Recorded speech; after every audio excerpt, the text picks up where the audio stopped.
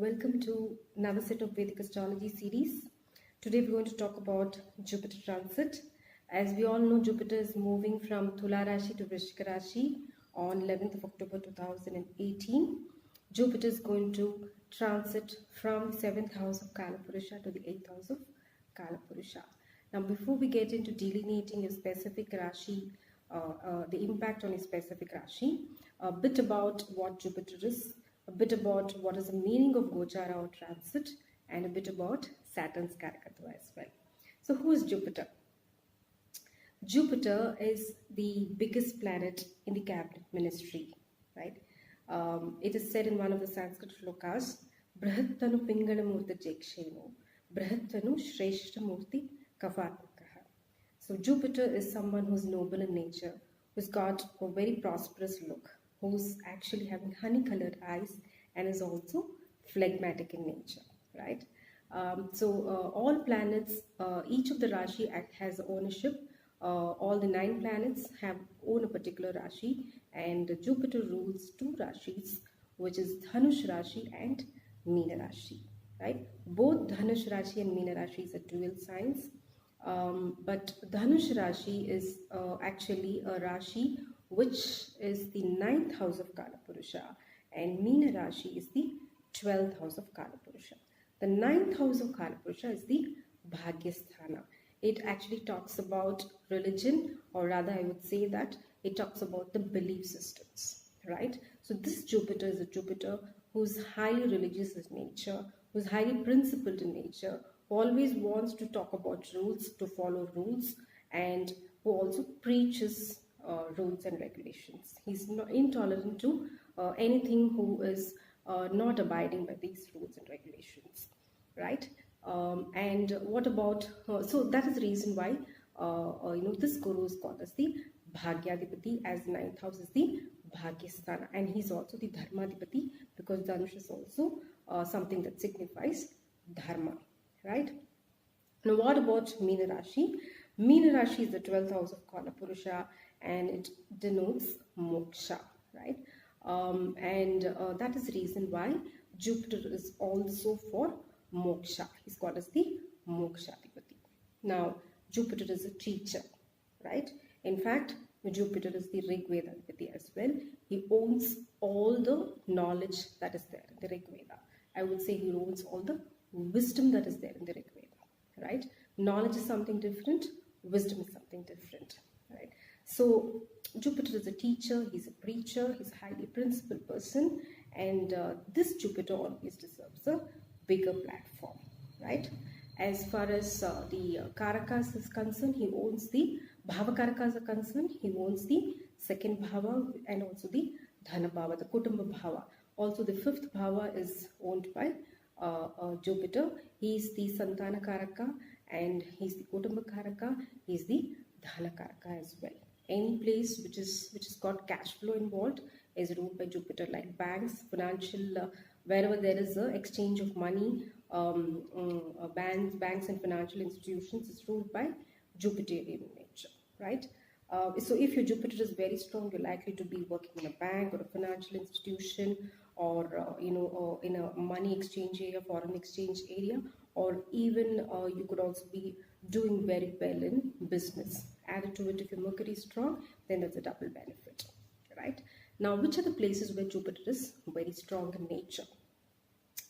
Jupiter exalts in Karkataka Rashi, Cancer Rashi, and debilitates in Makara Rashi. What does it mean? Jupiter gains a lot of strength in all these tattvas that I was talking about, and he does not have that much of strength in Makara Rashi, right?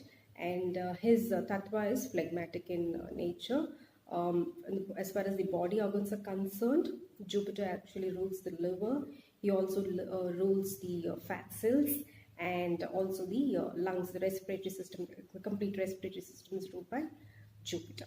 So if Jupiter is weak, there's a possibility that these places can actually trigger some reaction, due to which you may fall sick. So now let's talk about the aspects.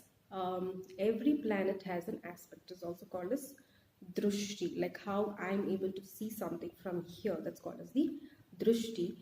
Every planet has a drushti from where it's sitting, right? Which means that this planet is able to bless that particular house with whatever karakatvas that it is having. So Jupiter as such aspects the fifth house from where it's posited, the seventh house from where it's posited, and the ninth house from where it's posited. So basically it is 5, 7 and 9. Especially Jupiter is a karaka of the fifth house, so which is for children, which is for Purva Punya Sthana. Aspect of Jupiter on the fifth house is highly recommended, highly beneficial, number one. Number two, in terms of the transit, right? Whenever Jupiter is transiting into your second house, the fifth house, the seventh house, the ninth house, and the 11th house, it's supposed to be extremely beneficial, especially if your ninth lord is also aspecting these signs. That's a double benefit, right? So basically, Jupiter is a highly beneficial planet. Now let's talk about the 10 qualities that a Jupiterian character will have. 10 primary qualities that a Jupiterian character is supposed to be having. One is Dhruti. Dhruti is nothing but self-determination, right? Once you take a particular action, right? You take a particular activity rather, then you're determined to complete it. You just don't put a stop to it. You want to just complete it. Just Jupiterian in nature. Kshama. Kshama is nothing but forgiving nature. Unless you forgive, you will not be able to forget. So Dhruti is first thing. Kshama is the second thing. Then Dhamma. What is Dhamma? Dhamma is nothing but self-control. Control of your physical senses, your mental senses. Dhamma. The next thing is Asteyam. What is Asteyam? Asteyam is nothing but one who doesn't steal, right? What is the meaning of one who doesn't steal? Here it is not about just stealing some materialistic stuff. It's about the belief systems, right? Jupiterian character typically believes in what he does. So this particular person does not want to steal any other's belief system. He just wants to move on the way he wants to move on with his belief systems, right? The next thing is Shaucham. Shaucham is nothing but being extremely clean in nature, in your thought, in your word, and also in your actions. Then the next thing is Indriya Nigam. Indriya Nigam, Indriyas means it is your senses, all your 5 senses, a complete control on all your 5 senses. That's extremely essential. The next thing is about these control on the physical senses. Then Vidya. Vidya is about knowledge, and then Satyam. Satyam is about being truthful, and then Akrodha, which is just not getting angry on anybody or angry on yourself. So these are the qualities of a typical Jupiterian personality, and this is the reason why Jupiter is called as the Brihaspati. Brihas means it is the universe, and Pati means the protector, the universal protector. And that is why he is also called as the Guru. Guru means one who actually throws light on where there is something dark, right? Andhakaraka, Nirodhakaraka, right? It is said that Guru is a Nirodhakaraka. Gu means it is about removal, and Ru is about light, removal of light and blessing with, removal of darkness and blessing with light, right? He is a Brahmagyani. He talks about the knowledge of the Atma. It's not about just the teaching of materialistic, one who just doesn't teach to get materialistic pleasure, but it is about the knowledge of Atma, and that is the reason he's called as the Brihaspati. Now we're going to talk about the transit of such a Jupiter from Tula Rashi to Vrishchika Rashi. Let's look at your particular sign.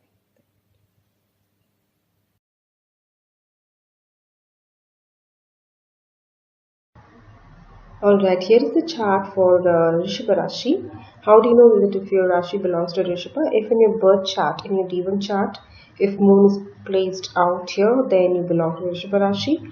Alternatively, if your nakshatra is Kritika, the second pada, third pada or fourth pada, Rohini nakshatra or Mrigashira, the first 2 padas, then your Rashi is Rishaba. It is said that Krishna belonged to Rishaba Rashi, the nakshatra being Rohini nakshatra. Moon gets exalted in this Rashi, and that's the beauty of this Rashi. This Rashi is owned by Venus, and as far as the Rashi is concerned, it is the second house from the Kala Purusha, which represents your, speech, Vaksthana, mode of income, liquidity, primary education, quality of speech, quality of thought and speech is governed by this Rashi. As far as the body is concerned, the shoulder region is governed by this Rashi, ears is governed by this Rashi, your tongue and teeth is represented by this Rashi, speech is represented by this, quality of speech is represented by this Rashi. It's a fixed sign, it's a earthy sign, which means people belonging to this Rashi primarily may take decisions which are fixed in nature and do not, once decided, they do not want to change their decision. And a moon being a graha which is fast moving. Moon moves from one Rashi to another Rashi every 2.5 days, and it is said that moon also represents your thoughts. Your thought, the mind is governed by nothing else than your thoughts. Although moon gets exalted here, but this sign being a fixed sign, these people tend to stick on to their decision once taken, and highly family oriented people, very soft in nature, because this house is ruled by Venus. Now, where is Jupiter? Jupiter is in your 7th house, counting from your moon sign, and this house is Scorpio, and the house is ruled by Mars, right? And Jupiter holds the ownership of the 11th house and the 8th house, which is Meena and Dhanush, right? The 7th house, Jupiter, triggers what is called as Guru Bala, number 1. Number 2, Jupiter being in the 7th house has a straight aspect on your moon sign, and that also triggers Gajakeshari Yoga while transit, which is supposed to be an auspicious yoga, right? Although Jupiter will act like an 8th lord, there are some positives of the 8th house, which is a self-transformation house is what I call it. It is also a house where two souls unite, right? And 7th house is a house of partnership, and Jupiter is also the Karaka for marriage. Given this combination, this is the time for expansion of family. Jupiter is also Karaka for kids, progeny, and hence if you're looking at marriage, it's a very good time to trigger. If you're looking at expanding family, kids, it's a very good time. Do it before March 2019 because Ketu is going to transit into Dhanush in the month of March. That could cause a little bit of bottleneck in terms of decision making. But how this period, the 7th house Jupiter is supposed to be quite auspicious, right? Look for planets which are transiting in the 3rd house. Could be any planet which is transiting in the 3rd house can actually overshadow the auspicious effects of the 7th house. But otherwise, this is a very good period. The reason being that Jupiter is also aspecting the 11th house, his own house, Pisces, right? And this house is the house of moksha. This house also governed by elder co-bonds. 11th lord is elder co-bonds in the higher network circle. Blessing this house, good time to make money. And the Saturn, which is the 10th lord, is aspecting, although sitting in the 8th house, it is aspecting the 10th house. So this also could lead to some amount of discomfort with respect to travel.